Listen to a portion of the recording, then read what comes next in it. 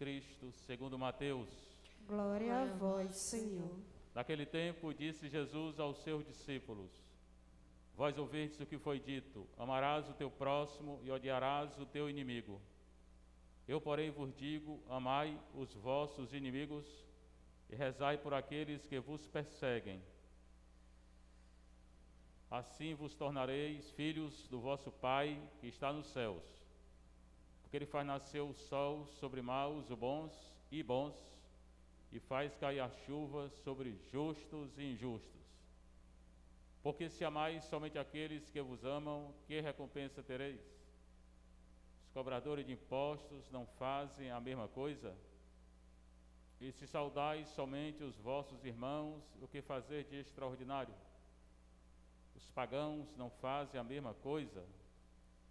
Portanto, sede perfeitos, como o vosso Pai Celeste é perfeito.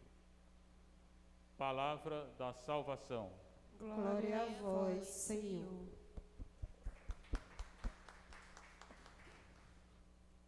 Você está em casa, tem que estar aqui na nossa paróquia de Santa Teresinha, Vicente Pison, terça-feira da 11ª semana do tempo comum. Evangelho de Jesus Cristo, segundo Mateus 5, 43 a 48. Jesus está falando com os discípulos. Naquele tempo, hoje, agora, na hora que é anunciada a palavra de Deus, acontece no coração que acredita. O que ele está dizendo? Por discípulos, somos nós, né? Vós ouvistes o que foi dito. A fé vem pelo ouvido. Mas pouca gente entende, pouca gente segue, até mesmo dentro da igreja. Amarás o teu próximo e odiarás o teu inimigo. A lei, ela não mandava odiar, né? Não mandava odiar, mas ela era bem rigorosa. Mas mandava amar até os inimigos. Tem no Antigo Testamento também, não é só no Novo não. Eu, porém, vos digo: amai os vossos inimigos. Pronto, a lei então é essa: amar os inimigos, né? Não é só os amigos não. Tem mania de amar só quem é da família, nem da família ama, né? Quem é próximo. Está mandando amar os inimigos, a quem nos fazem o mal. Jesus perdoou os pecadores, né? Na hora que ele estava morrendo, perdoou aqueles que estavam crucificando. O Estevão também. Na hora que estava morrendo, ele perdoou. Então, uma maneira assim de saber se a gente ama é se a gente perdoa. Se não perdoa, não ama não, é só conversa.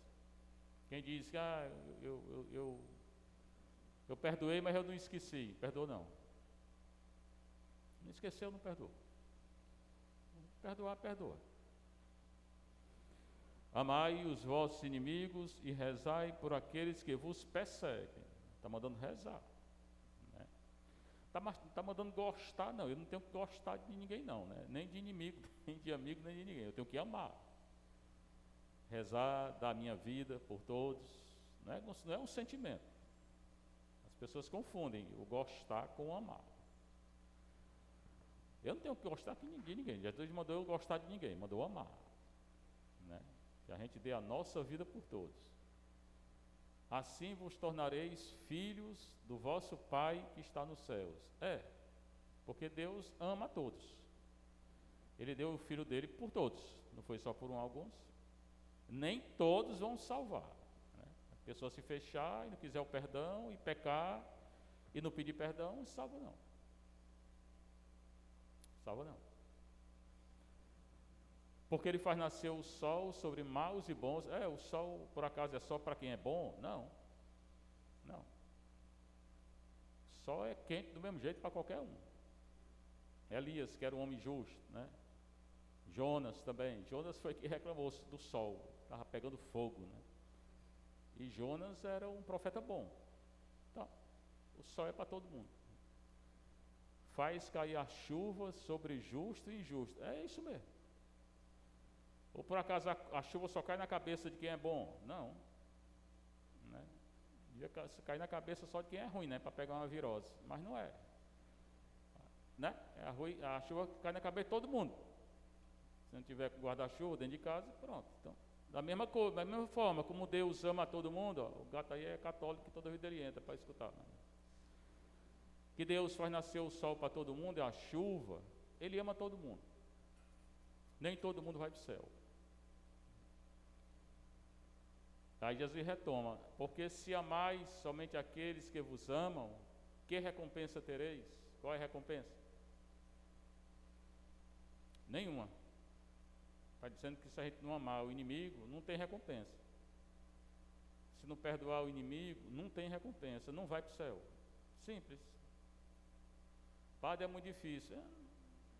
Jesus não está dizendo que é difícil ou é fácil, não. Está dizendo que é para fazer, né? Não importa se é fácil, se é difícil. É o que ele está dizendo, né? Os cobradores de impostos não fazem a mesma coisa. O Mateus era cobrador de imposto. O cobrador de imposto era ladrão. Até os ladrões não fazem isso, muitas vezes.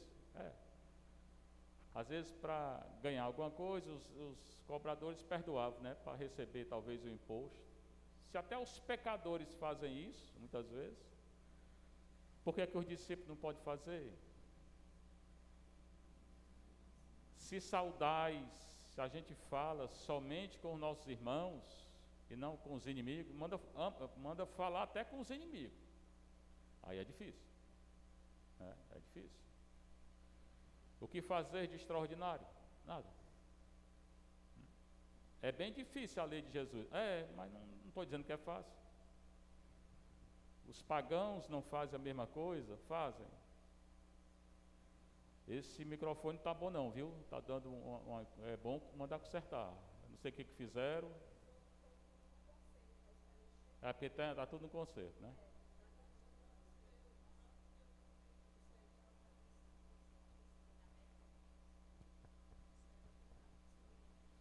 Se está gripado, não venha perto de mim não.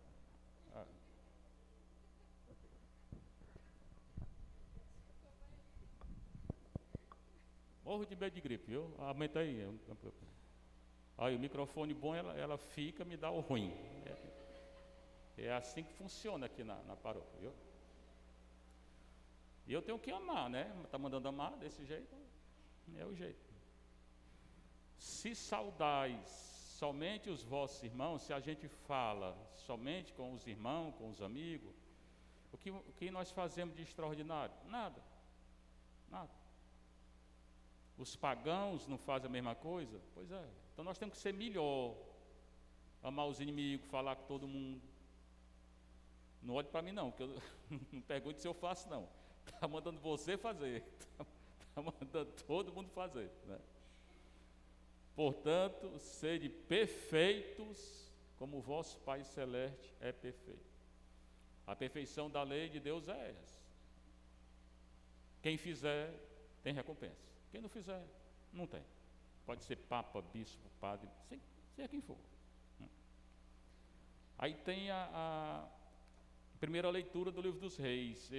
Na semana passada, eu fiz um resumo do livro do Elias, né? Porque aqui é falando sobre Elias. Eu falei dos 5 capítulos sobre Elias. Isso aqui é o capítulo 21. Passei 12 anos em Roma estudando Elias, né? É o capítulo 17 a 19, 17, 18, 19, são 6 capítulos. 21, primeiro e segundo reis, 6 capítulos sobre Elias. Pode ler em casa, não mata não. Hoje é o dia 21. Foi o que aconteceu no 21. Eu expliquei, mas eu vou falar de novo. O rei de Israel era um homem muito ruim. Ele adorava outros deuses.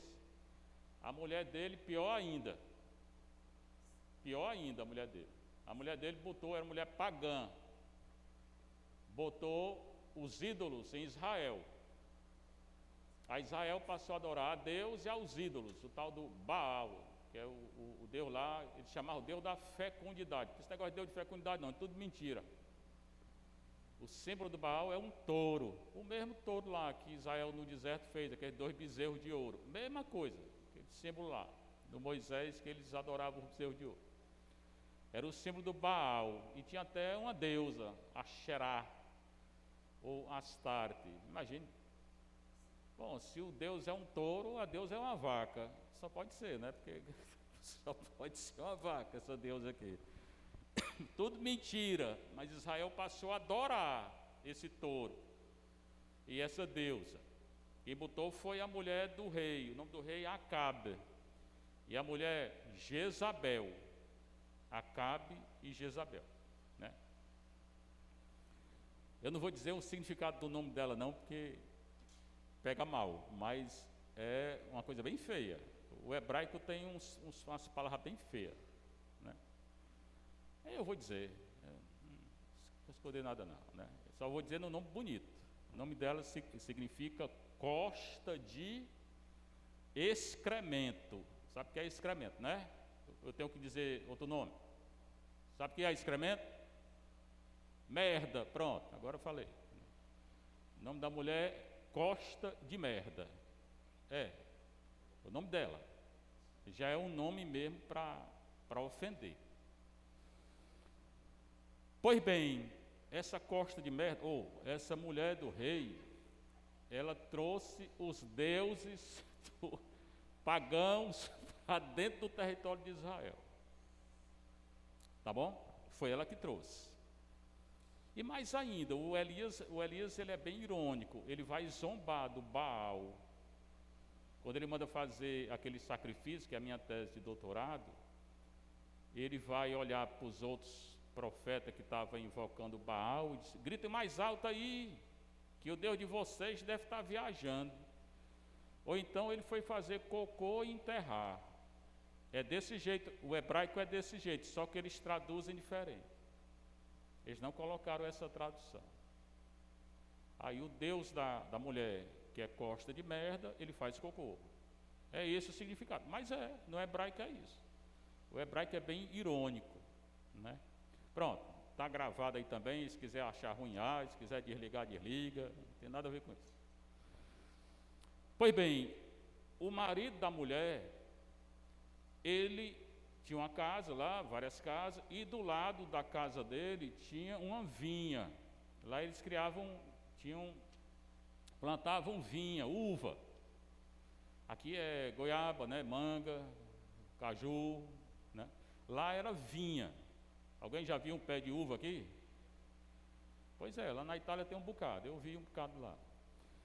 Não é muito alto não, cresce mais ou menos, não sei o quê, né? Pois bem, às vezes cresce um pouquinho mais, mas não é uma árvore grande, não é uma mangueira, não é, entendeu? Tinha uma vinha, esse Nabote, aí por acaso ela leu certo mesmo, é Nabote mesmo, foi com T no final, né? Só que é um O fechado, Nabote, no hebraico. E o rei queria a vinha desse homem, que era vizinho ao terreno dele. Gostou da vinha do homem, queria. Aí foi lá comprar. O homem disse: vendo não, isso aqui é herança dos meus pais, eu não te vendo não.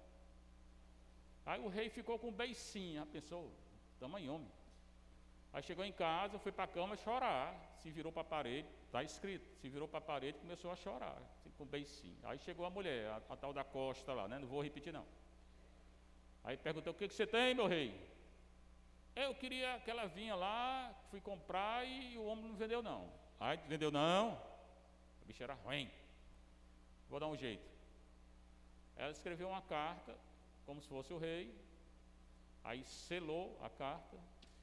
Na carta, mandou os anciãos da cidade, os homens importantes, pegar o dono da vinha, levar para a porta da cidade, onde havia o julgamento, e dizer, mentindo, que aquele homem tinha amaldiçoado o rei e a Deus. Aí morte. Que amaldiçoava a Deus, morria.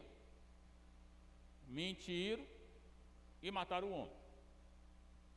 Quando mataram o homem, o rei foi lá e pegou o terreno do homem, pegou a vinha do homem. Aí Deus falou para Elias: levanta, vai lá na casa do rei. Elias chegou e disse: vagabundo, tu pegaste uma coisa que não é tua. Tanta gente, às vezes dentro da igreja, pegando o que não é seu. Pegaste o que não é teu. Ainda mataste. Da tua casa, botava o dedo na venta do rei, da tua casa não vai ficar nenhum vivo.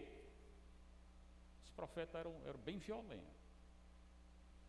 Não vai ficar um vivo dos teus filhos, tudinho vai morrer. Por que tu fizesse isso? E os que morreram na cidade, os cães vão devorar, os cachorros. Que morrer no campo vai ficar, não vai ter sepultura não, vai ficar no meio do campo e as aves do céu vão comer. E a rainha também, a rainha aí, tua mulher. O sangue dela, os cães vão lamber, e o teu sangue também, os cachorros vão lamber. Olha que coisa braba, né?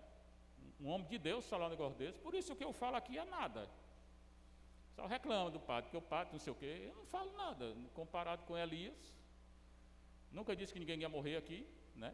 Nem que os cachorros iam lamber o sangue, falou desse jeito, o rei. Aí o rei fez penitência, é a leitura. Ele se vestiu de saco, fez jejum, penitência.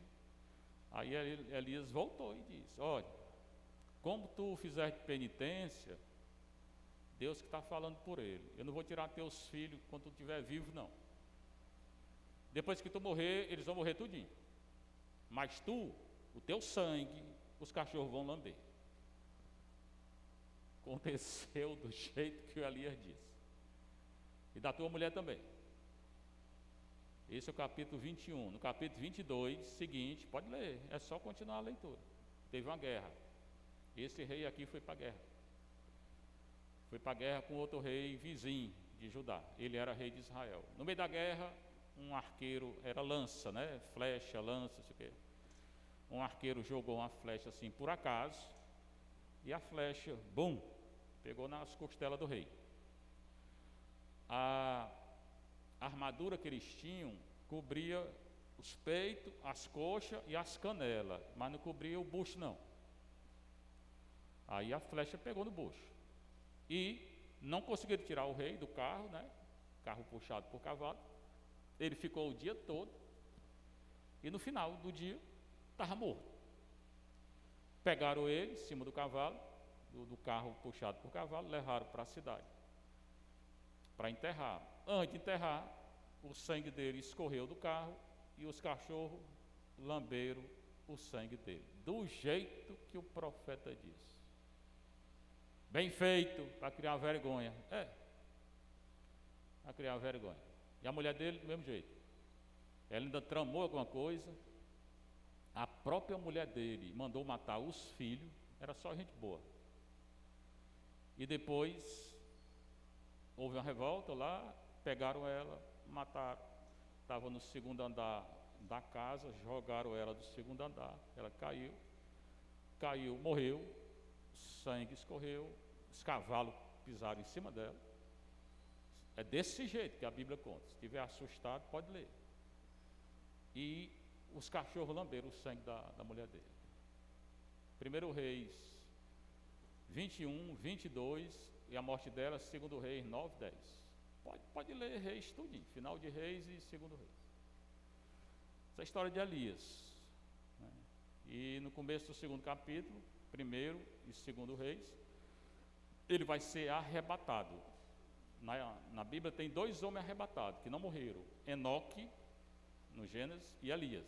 Elias vai ser arrebatado num cavalo de fogo. E no final dos tempos, os profetas escreveram que ele vai voltar. Jesus disse que ele já voltou, na pessoa de João Batista. Não que não é espiritismo, não. João Batista tinha um espírito de Elias, nesse sentido. Jesus vai dizer, Elias já voltou. E é João Batista. Jesus falou no Evangelho. Procure esse texto que Jesus falou. Então, a linguagem do Antigo Testamento é essa, linguagem bem forte, né? De Deus ninguém zomba, que faz de errado, paga. Seja louvado nosso Senhor Jesus Cristo. Para sempre seja louvado.